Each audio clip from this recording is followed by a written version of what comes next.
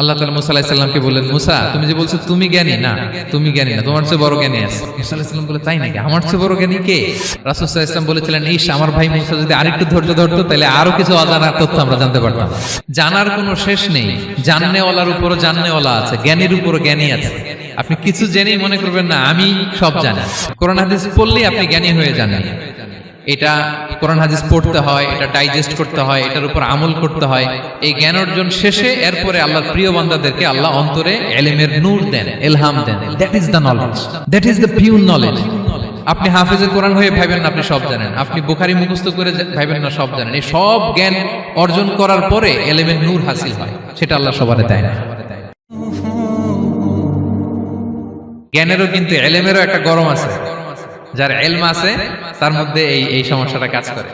সেটার জন্য আল্লাহ তাআলা মুসা আলাইহিস সালাম, খিজির আলাইহিস সালামের ঘটনা বলেন। আমি খুব সংক্ষেপে বলবো, সময় কম।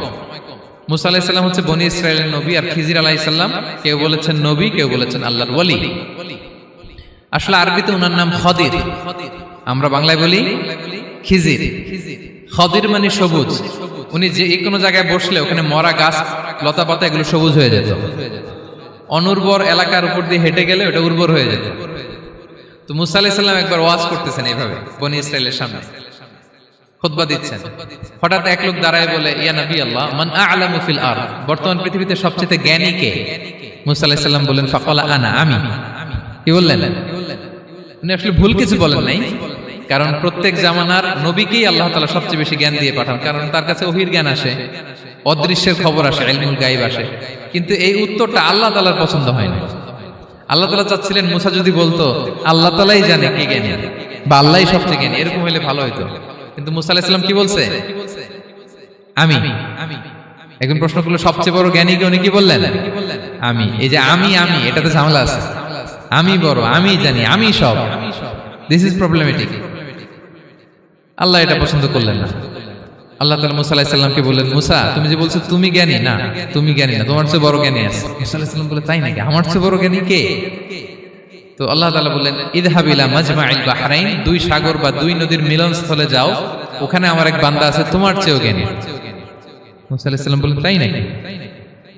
তো আল্লাহ আমি কিভাবে চিনি উনি কোথায় থাকে, কিভাবে বুঝবো? আল্লাহ বললেন, একটা বড় মাছ নাও, এটাকে ফ্রাই করো, এটাকে ফ্রাই করে একটা ঝুড়ির ভেতরে নাও, যেখানে এই মাছটা সাগরে ঢুকে যাবে ওখানে আমার বান্দাকে পাবে। তো উনি ওনার সহযোগী ইউশা ইবনে নুনকে নিয়ে হাঁটতে লাগলেন। হাঁটতে হাঁটতে এক জায়গায় ক্লান্ত হয়ে পাথরের পাশে বিশ্রাম নিলেন। ওই পাথর থেকে আবার এক ধরনের পানি বের হয়, এই পানিটারে বলে আবে হায়াতের পানি, মাউল হায়াত, জীবন নদীর পানি। এই পানি কোনো মৃত প্রাণী বা বস্তুর গায়ে লাগলে ওটা জীবিত হয়ে যায়। তো ওনারা পাথরে হেলান দিয়ে বিশ্রাম নিচ্ছিলেন। ওই পানি ওই ফ্রাই করা মাছের গায়ে লাগার সাথে সাথে মাছ জীবিত হয়ে ঝুড়ি থেকে বের হয়ে সাগরে ঢুকে গেছে। ওনারা আর খেয়াল করেন না। এরপর আবার হাঁটতে লাগলেন। হাঁটতে হাঁটতে যখন ক্লান্ত শ্রান্ত, তখন বলে, এই ইউশা, আমাদের ওই মাছ ফ্রাই মাছটা দাও, এখন খাই। ঝুড়ি খুলে দেখে মাছ নাই। মাছ গেল কোথায়? তখন ইউশা বলল, হয়তো আমরা যে পাথরের ওখানে বিশ্রাম নিয়েছিলাম ওখানে আমরা মিসিং, ওখানে হারাই ফেলছি। চলো চলো, আরে ওইদিকে তো যাইতে হবে আমাদের। উনি গেলেন, যে দেখে মাছ যে জীবিত হয়ে বালুর এদিকে নাড়াচাড়া করতে করতে সাগরে ঢুকে গেছে, ওখানে দাগ আছে। মুসা আলাইহিস সালাম ঢুকলেন সুরঙ্গ, ঢুকে দেখে চাদর গায়ে দিয়ে এক লোক শুয়ে আছে। সালাম দিলেন, আসসালামু আলাইকুম। ওই লোক চাদর আর সরায় না, ভিতর থেকে বলতেছে, ওয়ালাইকুম আসসালাম। তো চাদরের ভিতর থেকে উনি বলে, মান আন, তুমি কে? মুসা আলাইহিস সালাম বললেন, আনা মুসা, আমি মুসা। উনি বলেন, মুসা বনি ইসরাইল, বনি ইসরাইলের মুসা? বললেন, হ্যাঁ। কেন এসেছো? এবার চাদর খুললেন। বলতেছে, আপনার কাছ থেকে কিছু শিখতে আসছি। আল্লাহ বলছে, আপনি নাকি সবচেয়ে বড় জ্ঞানী। আমি ভুল করে বলে ফেলছিলাম আমি। আল্লাহ বলছেন যে আপনি নাকি জ্ঞানী। বলতেছে, না, তুমি আমার জ্ঞান নিতে পারবে না, ওই ধৈর্য শক্তি তোমার নাই। মুসা আলাইহিস সালাম বললেন যে আপনি যে কোনো শর্তে আমাকে একটু রাখেন কয়েকদিন, আপনার সাথে আমি রাজি। বললেন, না তুমি পারবে না। মুসা আলাইহিস সালাম জোর করতে লাগলেন। অবশেষে খিদির আলাইহিস সালাম রাজি হলেন। বললেন, শর্ত হচ্ছে আমি যাই করি আর না করি আমাকে কোনো প্রশ্ন করা যাবে না। মুসা আলাইহিস সালাম বললেন, ওকে। সফর শুরু হলো। সামনে নদী, এক লোক তাদের নৌকা দিয়ে নদী পার করায় দিল। নদী পারাপারের পর খিজির আলাইহিস সালাম লাঠি দিয়ে নৌকার তলাটা ছিদ্র করে দিলেন। মুসা আলাইহিস সালাম বললেন, ইন্না লিল্লাহি, এটা আপনি কি করলেন? ওরা আমাদেরকে নদী পার করে দিল, আর যে ভাড়াটা আসছিল এটাও নিল না, আমাদেরকে সম্মান দেখালো, আপনি নৌকা ছিদ্র করে দিলেন। খিজির আলাইহিস সালাম বলছে, এই যে আমি বলছিলাম না তুমি ধৈর্য ধারণ করতে পারবো না, যাও তোমার রাস্তায় তুমি, আমার রাস্তায় আমি। মুসা আলাইহিস সালাম আবার ক্ষমা চাচ্ছেন যে আপনি আমার ক্ষমা করেন, আমি তো ভুলে গেছি, আর প্রশ্ন করবেন না। চলতে লাগলেন। হঠাৎ বাচ্চারা খেলতেছে, এক বাচ্চাকে ধরে হত্যা করলেন খিজির আলাইহিস সালাম। এবার তো মুসা আলাইহিস সালাম রেগে গেছে, আপনি করলেনটা কি? নিষ্পাপ ফুলের মতো শিশুকে হত্যা করলেন। খিজির আলাইহিস সালাম বলে, এই যে আমি জানতাম যে তুমি ধৈর্য ধারণ করতে পারবে না, তোমার রাস্তা এক, আমার রাস্তা এক, যাও। এবার মুসা আলাইহিস সালাম করজোর করতেছে যে this is the last chance, একটা ফাইনাল চান্স দেন, একটা সুযোগ দেন, আর আমি প্রশ্ন করব, এটাই লাস্ট। বলেন ওকে ঠিক আছে। হাঁটতে হাঁটতে এক ইহুদি বসতির সামনে যে হাজির, দুজনই খুব ক্ষুধার্ত, খাবার চাইলো, এরা আবার কৃপণ, খাবার দিল না। তো খিজির আলাইহিস সালাম বললেন, ঠিক আছে খাবার যেটা দিচ্ছেন আমরা চলে যাই। যাওয়ার পথে দেখতেছে এই এলাকার একটা দেয়াল ভেঙে পড়ে যাবে। তিনি বললেন, মুসা চলো এটা ঠিক করে দেই। দুইজন মিলে প্রচন্ড ক্ষুধায় এটা সেটা এনে দেয়ালটা তৈরি করতেছে। মুসা আলাইহিস সালাম তো এমনিই রাগী, পেটে আবার ক্ষুধা, আবার বলছে কিছু বলাও যাবে না। তিনি এবার আর প্রশ্ন করেন, বলতেছে ওরা এত কিপটামি করলো আর আপনি এটা করে দিলেন, আপনি তো চাইলে এটা টাকা নিতে পারতেন, পারিশ্রমিক নিতে পারতেন চাইলে। এই কথা বলার পর খিজির আলাইহিস সালাম বললেন, হাযা ফিরাকু বাইনি ওয়া বাইনি, এখানেই তোমার আর আমার সেপারেশন, আর সামনে আগানো যাবে না, তোমার কোনো ধৈর্যই নেই। তো এতটুকু তোমাকে আমি বলি যে আমি একটাও আল্লাহর আদেশ ছাড়া করি নাই, আল্লাহর আদেশে আমি করেছি। কি? এক নম্বর হচ্ছে ওই যে আমাদের ভাড়া নিতে চাইলো না, আমাদেরকে পার করে দিল, নৌকাটা ছিদ্র করেছি কারণ এই এলাকায় একজন জালিম বাদশা আছে, সে নৌকা পেলেই গরিব মাঝিদের নৌকা সিজ করে নিয়ে যায়। তো এটাকে যখন তলায় ছিদ্র করে দিছি, এই রাজার লোকেরা এসে দেখবে যে এটা তলা ছিদ্র, তো পানি ঢুকতেছে, এটা নিবে না, ওরা পরে সামহাও এটা রিপেয়ার করে চালাইতে পারবে। মুসা আলাইহিস সালাম বলে, সুবহানাল্লাহ, তাই তো, এটা তো আমি বুঝতে পারি নাই। আর ওই ছোট শিশুটাকে হত্যা করছি, ও অনেক বড় জালিম হবে এলাকা, তার ফিতনায় এলাকাবাসী তটস্থ থাকবে, সে তার মা বাবাকেও জাহান্নামে নেবে, এজন্য আল্লাহ তাআলা আদেশ দিয়েছেন আমাকে, আল্লাহর আদেশে আমি তাকে হত্যা করেছি। মুসা আলাইহিস সালাম বললেন, তাই তো, এটা তো অনেক ভালো কাজ করছেন। তাইলে তো বলতেছে, তাহলে ওইটা বলেন, খাবারও দিল না, এত কৃপণ, এদের দেয়াল কেন ঠিক করতে গেলেন আপনি?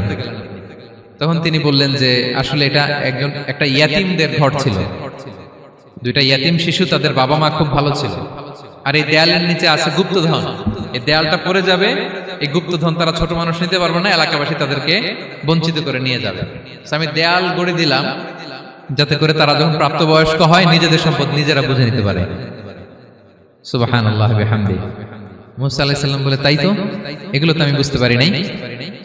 তো এই ছিল খুব সংক্ষিপ্ত পরিসরে মুসা আলাইহিস সালাম খিজির আলাইহিস সালামের ঘটনা। তো রাসূল সাল্লাল্লাহু আলাইহি ওয়াসাল্লাম বুখারীতে একটা চমৎকার কথা বলেছেন, তিনি বলেছিলেন, ওয়াদিদনা আন্না মুসা সাবার হাত্তা ইউকাসসা আলাইনা মিন আমরিহিমা। রাসূল সাল্লাল্লাহু আলাইহি ওয়াসাল্লাম বলেছিলেন, ইস, আমার ভাই মুসা যদি আরেকটু ধৈর্য ধরতো তাহলে আরো কিছু অজানা তথ্য আমরা জানতে পারতাম। এখান থেকে, এই ঘটনা থেকে আমরা কি শিখলাম?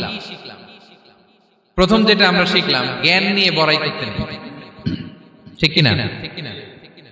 জানার কোনো শেষ নেই, জাননেওয়ালার উপরও জাননেওয়ালা আছে, জ্ঞানীর উপরও জ্ঞানী আছে। আপনি কিছু জেনেই মনে করবেন না আমি সব জানি, আপনার চাইতেও বেশি জ্ঞানী অনেকে আছে। অনেক সময় বক্তার চাইতেও শ্রোতারা অনেক জ্ঞানী। হয়তো এখানে এমন অনেক জ্ঞানী লোক আছে যার ধারে কাছেও আমরা কেউ নেই, হতে পারে। সো আমি সব জানি, এটা ভুল, এটা শয়তান বলে। এটা কে বলে? শয়তান বলে। আবু নাওয়াস একটা কবিতা লিখেছেন, ওয়াকুল লিমান ইয়াদঈ ফিল ইলমি ফালসাফাতান হাবাসতা শাইআন ওয়া গাবাত আনকা আশিয়াউ। কেউ যদি বলে আমি সব জানি, তুমি তাকে বৃদ্ধাঙ্গুলি দেখিয়ে বলো আপনি কিছুই জানেন না, আপনি অল্প কিছু জেনেছেন, জানার এখনো অনেক বাকি। তাহলে মুসা আলাইহিস সালামের এই ঘটনা জিজ্ঞেস করা হলো, কে জ্ঞানী? উনি বললেন, আমি জ্ঞানী। এরকম কি আমরা কখনো বলবো? না। সবচাইতে বড় জ্ঞানী কে? ওয়া ফাওকা কুল্লি যী ইলমিন আলিম। সবচাইতে বড় জ্ঞানী আল্লাহ তাআলা। সো জ্ঞান নিয়ে আমরা অহংকার করব না। দুই নাম্বার যে শিক্ষাটা আমরা পাই, ওই যে নৌকা দিয়ে পারাপার হচ্ছিল, তখন একটা চড়ুই পাখি এসে সাগরের মধ্যে মুখ দিয়েছিল। তো খিজির আলাইহিস সালাম বললেন, মুসা, তুমি কি চড়ুই পাখিটা দেখতে পাচ্ছ? হ্যাঁ, দেখতে পাচ্ছি। চড়ুই পাখিটা যে সাগরে মুখ দিলে দেখতে পাচ্ছ? হ্যাঁ, দেখতে পাচ্ছি। তখন খিজির আলাইহিস সালাম বললেন, চড়ুই পাখিটা সাগরে মুখ দিয়ে পানি খাওয়ার পরে চড়ুই পাখির ঠোঁটে বা চঞ্চুতে যতটুকু পানি লেগে আছে, এই পানিটা হচ্ছে তোমার, আমার এবং মহাবিশ্বের আমাদের সকলের জ্ঞান। আর এই মহাসাগরের সকল পানি হচ্ছে আল্লাহ তাআলার জ্ঞান। আল্লাহ তাআলা বলেছেন ওমা উতিতুম মিনাল ইলমি ইল্লা কালিলা, আমি তোমাদেরকে একেবারে অল্প জ্ঞান দিয়েছি, একেবারে অল্প।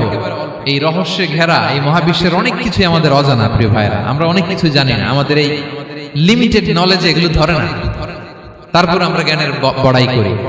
আপনারা উপমাটা বুঝতে পারছেন? একটা নৌকা থেকে চড়ুই পাখি ঠোঁট দিয়ে পানি খাচ্ছে, পানি খাওয়ার পরে স্বভাবতই চড়ুই পাখির ঠোঁটে একটু পানি তো লাগবে।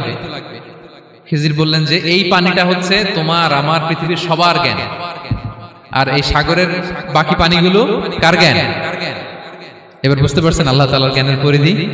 আমরা জ্ঞান নিয়ে যেন কখনো কি না করি, বড়াই না করি। জ্ঞান দুই ধরনের, একটা বাহ্যিক জ্ঞান, একটা অন্তর্নিহিত জ্ঞান। External knowledge, internal knowledge. আমরা যখন কোরআন হাদিস পড়ি আমাদের বাহ্যিক জ্ঞান অর্জন হয়।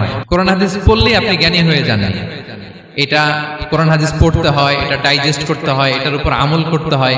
এই জ্ঞান অর্জন শেষে এরপরে আল্লাহর প্রিয় বান্দাদেরকে আল্লাহ অন্তরে ইলমের নূর দেন, ইলহাম দেন। That is the knowledge, that is the pure knowledge.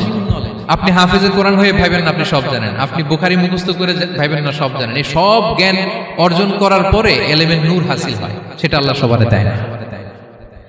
So এই অন্তর্নিহিত জ্ঞান, দূরদৃষ্টি, farsightedness, that is the pure knowledge. এটার জন্য বছরের পর বছর, যুগের পর যুগ সাধনা করতে হয়।